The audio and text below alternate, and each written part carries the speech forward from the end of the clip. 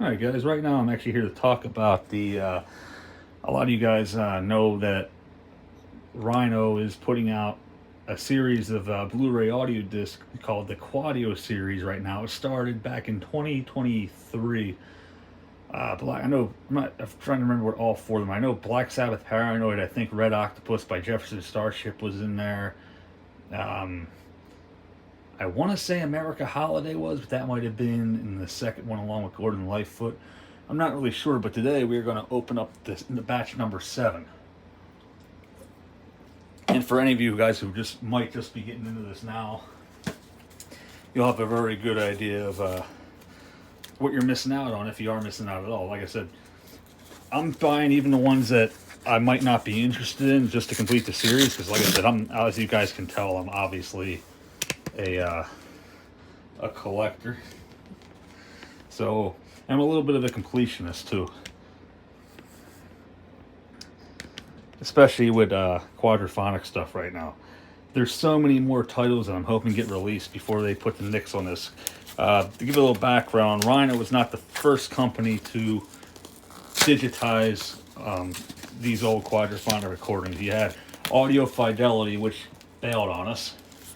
CD Japan is another big one right now. It's doing it. And you also have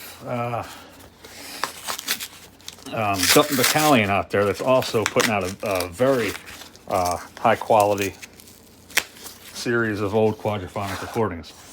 Now this batch here didn't offer any that were unreleased. Now batch number 6 had J. Gallus Band Bloodshot and Foghat's Energized, which did have a Quadraphonic release back in the 1970s, but they were not released. So this one here, we have the Spinners, Pick of the Litter. We have Billy Cobham Spectrum, which is an awesome, killer, absolutely killer quad mix. The reason I know that is because I have it on Super Audio CD already. Although these here, I gotta specify, these are Blu-ray audios. If you see, they all advertise the original 1970s Quadraphonic mix. This one was already released. This one's supposed to sound a little bit better. I think the Super Audio CD version sounded fine. Curtis Mayfield's Roots. I've never listened to this album. I'm actually really looking forward to it. It's supposed to be really good. Like I said, I'm more of a rock and roll leaning guy, which you'll see because most of my non-rock titles are still in rapper. And Live at the Fillmore West with Aretha Franklin. Everybody knows who Aretha Franklin is. Well, at least I would hope so. So I'm actually really looking forward to listening to Respect in quad. That's going to be a good time. Like I said, even a rock and roller like myself respects the good stuff, you know? Gotta know your roots. So these are in no specific order. I'm just going to do 4 at a time, go over them quick with you. This one here's Duke Ellington's New Orleans Suite. And again, the original 1970s Quadraphonic mix remastered to high resolution. Donny Hathaway, Extension of a Man. Randy Newman's Good Old Boys. Roberta Flack's Killing Me Softly. Now, for some reason, and I don't have a ghost of an idea why, some of these Q8 tapes are still selling on eBay for more than these cost brand new. Why the hell you'd want to spend double the price for I love 8-tracks, dude. They always hold a special place in my heart. I love them. They're cool. They're nostalgic. They're probably the coolest format ever, the continuous loop tape. But they sound like even the best Quadraphonic 8-track tape sounds like complete garbage in comparison to a Blu-ray audio. So why the hell do you want to spend $60 for this on an 8-track when you can get the Blu-ray for $22? It just doesn't make any sense to me. I don't get it. But people are funny. And the reason I say that is there's a copy of Black Sabbath Paranoid 8-track on eBay right now that bids up to like $67. Why? You can still get the Blu-ray sealed. And I hate to break it to you, but I'll show you one. This is what I have up here. Actually, I have it. The gray Warner Brothers tapes, unless they're brand new, and even then, if they weren't stored right, the Warner Brothers tapes did not age well at all. they sound like complete garbage. I mean, Columbia tapes can sound really good, RCA tapes can sound really good, but the majority of these, unless they're in top-notch shape or haven't been played much, or in best case scenario, brand new, they sound crappy. Now, we all know Q8s can sound really good, but usually it's sealed ones or ones with very low mileage that are always, you know, stored in proper conditions. I've never really heard a Warner Brother tape blow me away yet. Now, some of the, like I said, some of the Columbia and RCA ones, yeah, they sound amazing. You know, for what they are. You still have limitations of the format. This one here gets spoken so highly of. I have no idea what kind of music it is. Betty Midler, The Divine Miss M. It's supposed to be a really cool disc. Like I said, one of these days when I have time, which isn't very often anymore, I'll dig in and look to it, listen to it. Bread, I love Bread. Bread's awesome. Some nice, chill, mellow, soft rock.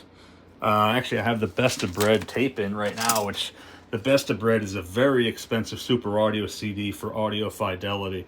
I'm thinking the Best of Bread's eventually going to be one of these Rhino releases, but like I said, it's a very expensive disc. I've seen it sell for $400 already. And with all honesty, this is a killer album. There's really not a bad song on it. Like I said, it's not headbanging rock by any means, but it's, if you like America, I highly recommend giving Bread a chance. Other than, you know, there's more. Like I said, there's a track on the album Guitar Man called Tecolote. The song freaking straight up rocks.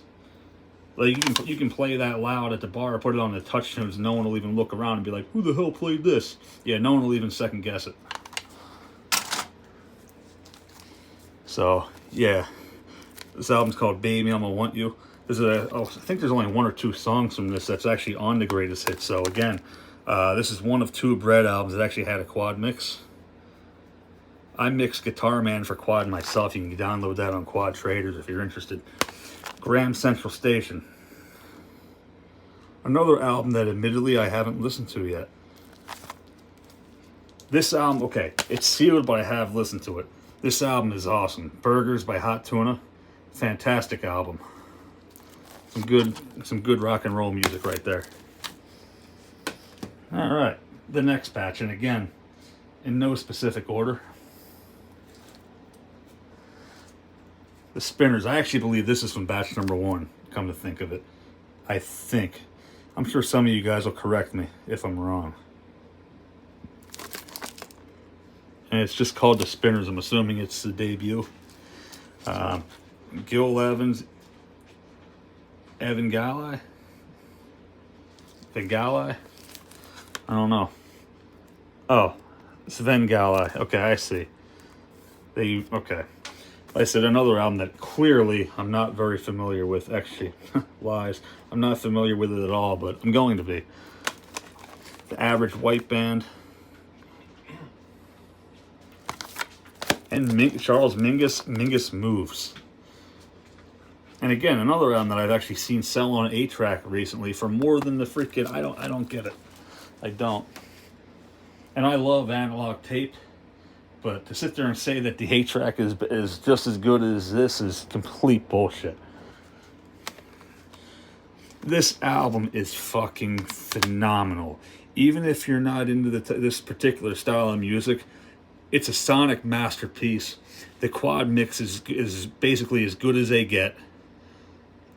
It's wonderful, it really is. Like I said, even if you're not into the funk rock music, I'd still recommend giving it a chance just for how good it sounds.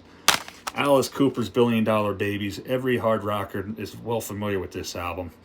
I will admit it's not the most amazing quad mix, but it still opens it up a lot better than still sounds better than stereo. Obviously, quad always sounds better than stereo. But again, a rock and roll masterpiece. Jay Giles Band Nightmares, another just phenomenal album. Must Have Got Lost is a classic rock staple, although it really doesn't come on as much as it used to, which is unfortunate. But then again, most classic rock stations nowadays are owned by iHeart or Odyssey or Beasley, and they're really into playing the same songs over and over again. Hey, Black Sabbath Paranoid, a heavy metal classic, one of the best heavy metal albums of all time, and some of the most perfect and like, put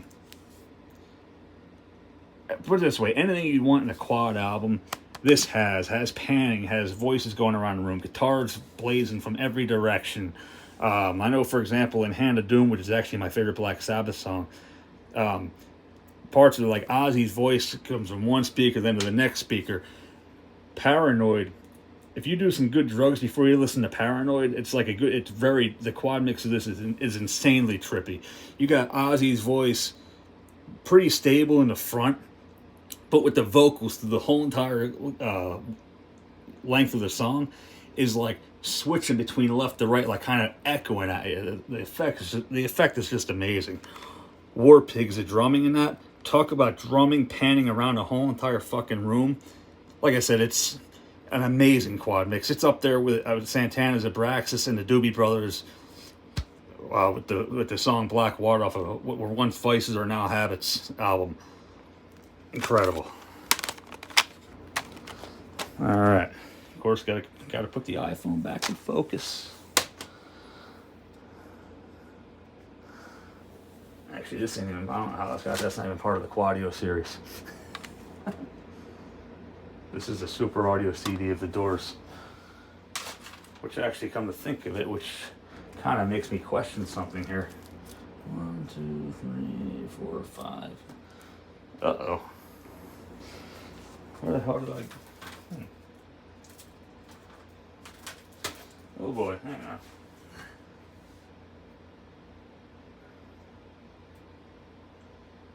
Huh.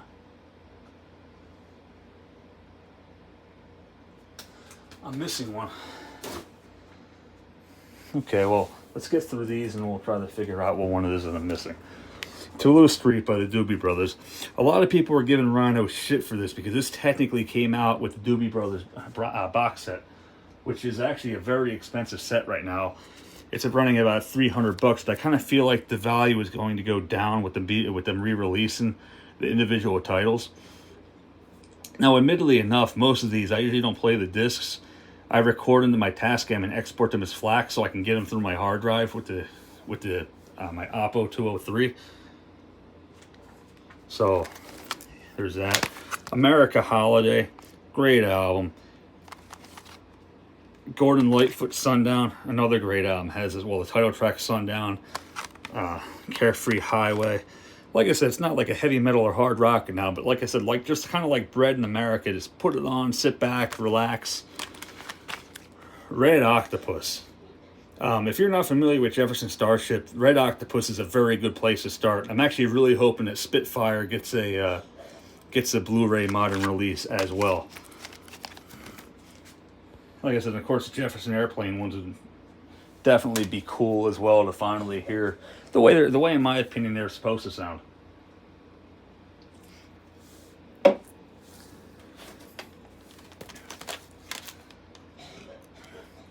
Okay, here's Jefferson Starship Dragonfly. I didn't listen to this one yet, but this one's supposed to be really good as well. Ride a Tiger. Actually, you know what? I think I did a Q8 transfer of this for the Quad Traders group a while back. I'm pretty sure this actually was a really good quad mix. Like I said, I'll find out again soon because this is actually up there for me to do. Jay Giles' band Bloodshot. This is one of the two that were never released. So they made this quad mix back in the 70s and never released it for some reason. Why? I don't know. It seems kind of like a waste to put the efforts and time into it and not release it. So what their thought process, is in that is kind of beyond me. But hey, it's released now. So who knows? Maybe we'll finally get Billy Joel Turnstiles too. Oh, that technically was a release, just never had a discrete release. So basically, may as well never had one. Foghat Energize is another one that never had the quad release was made but never released. It's actually a pretty rockin' album if you want to check it out. You're not going to recognize the track listing because I don't think any of these are actually hits, but a Honey Hush is. Every once in a blue moon, but you very rarely hear that on the radio, especially nowadays with corporate greed taking over. Everybody wants to play the same songs over and over again for whatever reason. And people listen to it and don't say anything. I call them out on it all the time. I have no problem calling people out and being repetitive. these guys saying they're music experts, but they're literally going to play the same fucking songs over and over again. Yeah, I don't think so. That don't sit right with me. So my question is though, what the hell is the missing Quadio disc? Let's see. There's 7 volumes, 4 discs each. 1, 2, 3, 4, 5, 6, and 7. Yeah, there's only 3 of them here. So my question is, what the hell is going on? Am I losing my mind? All right, there's gotta be something stupid going on here. That's gonna drive me nuts the rest of the freaking night. Because there's a super audio CD mixed in with it that I didn't notice. Give me 1 second here. I'm not gonna keep these hanging all night, but I do want to give it an honest look to see if I can figure out where I screwed up. Oh, this is a really bad one to mix because it's also one of my favorites. Seals and Crofts, kind of how we were talking about American Bread. If you want or a Gordon Lightfoot, if you want a nice chill night or a nice relaxing time with quality music, this album here is awesome. Summer Breeze is a song everybody knows, but East of Ginger Trees is amazing. Like I said, you can't really go wrong with Seals and Crofts. If you're throwing a party with a bunch of your friends and you want to like have a really hyped up time and it's high energy, you're not going to want to spin this. But if you guys are just chilling around having a few beers, maybe just basically just chilling and relaxing, fuck yeah, put this on. There's not a bad song on it. I'm really hoping that they do Unborn Child as well. By the way, that song is amazing. And the message still stands true in my opinion. It's just as relevant now as what, if anything, even more so relevant now than it was in the 70s. But yeah, that's it. You have 7 complete volumes here, and I figured out what I did wrong. I indeed grabbed the Doors by mistake instead of the Seals and Crofts Blu-ray.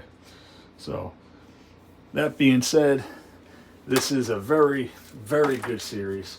Not only is the musical content selection very good, it's very broad, covering all genres, not just rock, not just country, not just jazz. They're doing a really good job of mixing it up and giving everybody a little taste of everything. So like I said, we're up to 7 volumes. I don't know how long they're going to continue this series.